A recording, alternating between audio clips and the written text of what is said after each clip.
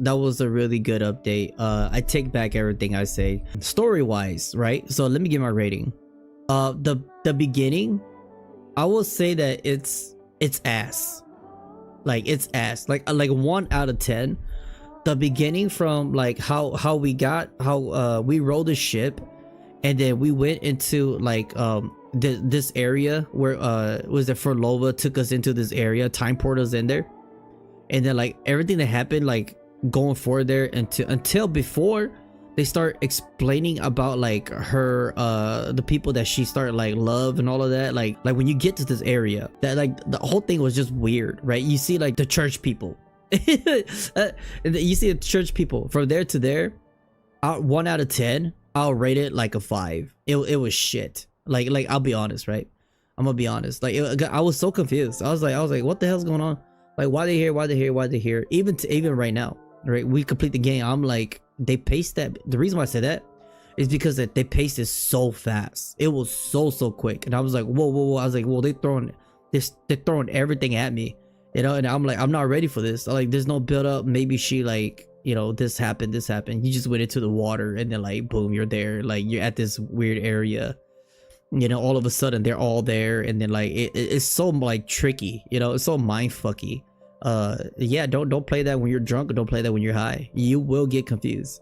So I will say that for the beginning it was ass, but the middle going up, story, right? Story, pacing and everything. For the middle, I will say I'll give it like a 6. It'll be like a 6 rising up. It's rising up.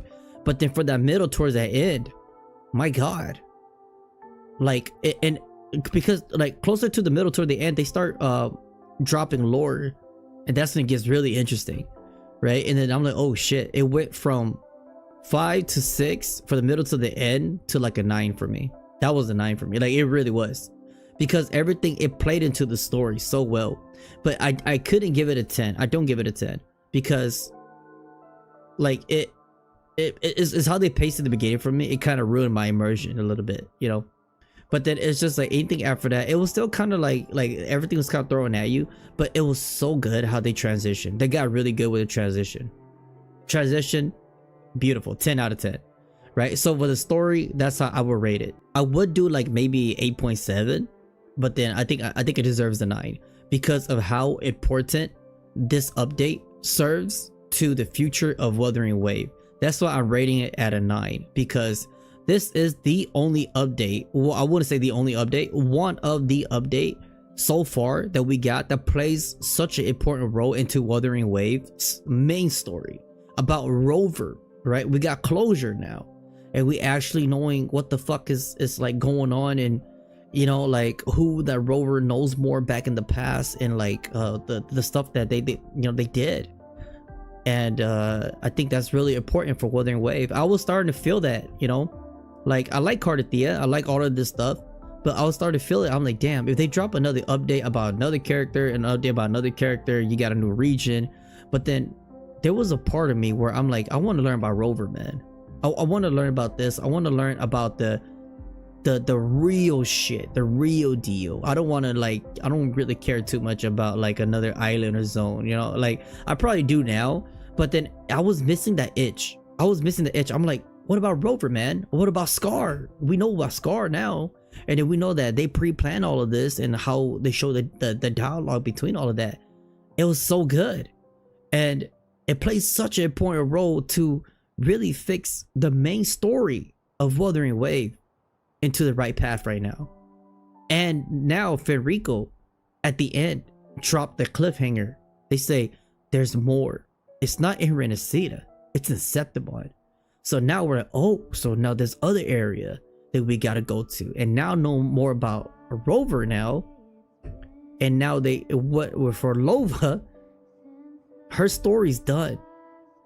Now we gotta talk about Cristoforo now, and Scars. They're the 2 main bad guys now. You see how they set the story like that? That's so good. And then it's by process of elimination, and by having new things coming into play, and by having everybody fucking understand what's going on, and to even know that the bad guy was like even like associated with like Shane Yao's homies and shit, right? It's fucking crazy.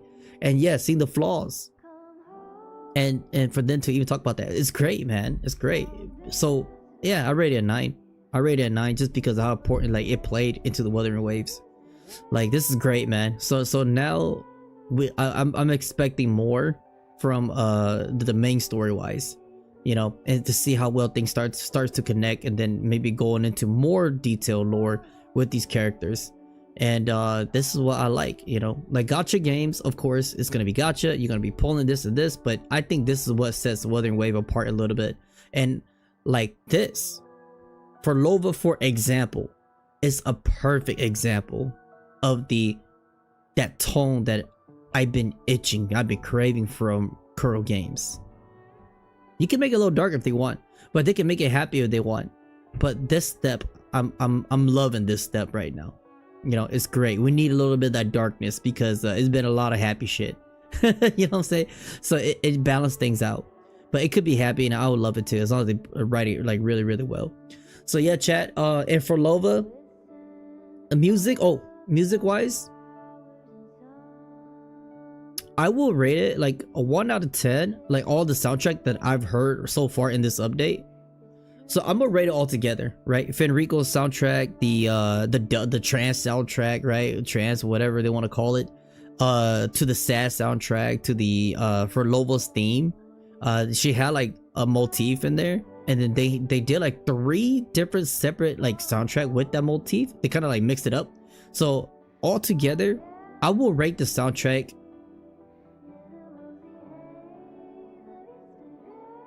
this is gonna be tough.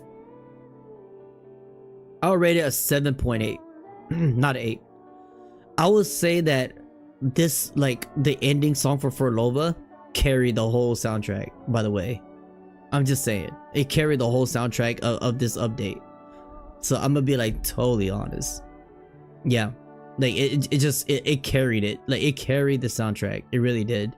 The other soundtrack, I liked it too, but then it just didn't hit me like that. It just serves like ambience for me. You know, it just served like ambience for me, just for me to move forward.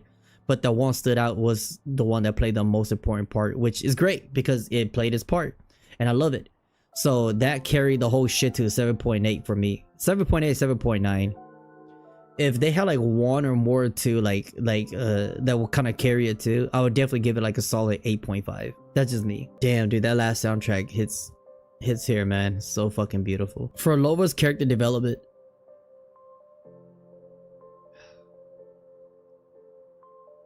and the way how they played into her story, the way they played into her background, 1 out of 10 for Lova. It's tough because I don't want to give her a 10. That's the sad part. Because if you take all the abstract out, everything, how well she is, but if you take her important role into Wuthering Wave, I'll rate for Lova a 9. She's a 9 for sure.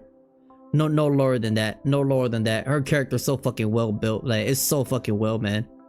Such a fucking good character. But I think that if Lova just played a little bit more well she did. I lied.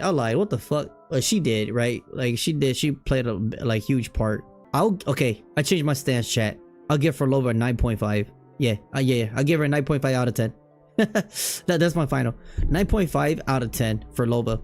I'll rate that character. She's fucking good, man. Really, really good character. Really intense, really build up, good build up, stick to her morals, and didn't become a Disney princess. I'm fucking happy about that. I really am. Point thing is, she didn't become a Disney princess right after all the tragedy, everything that she done, like all of that, and the way how both the two characters, Rover and for Lova, came into terms, but they came into terms on their own terms. See, that's the crazy part. You know, you get to see the soft side and the hard side, and she stuck to her guns. And I love that. Yeah, so that's what the 0.5 came from. I was close, chat. I was like all the way back here. Y'all didn't see me though. Yeah. I was really far back. My eye was getting a little teary, but I was like, wait. I was like, shit. Damn. It hit hard, man. It was beautiful. It was beautiful. I'll put it that way. But it didn't hit me as hard as Encore's mom. Cause I had a like relationship to it, man. That shit fucked me up. But this is beautiful, man. Thank you guys for joining me. Appreciate y'all always dropping by. You know, just come and hang out, talking to chat. I'll more than appreciate, and then more than welcome all of you guys back tomorrow we shall be doing the music reaction live. I don't know what time, maybe sometime in the morning, maybe in the afternoon, I'm not too sure, but that's the plan for tomorrow, the music reaction. Yeah.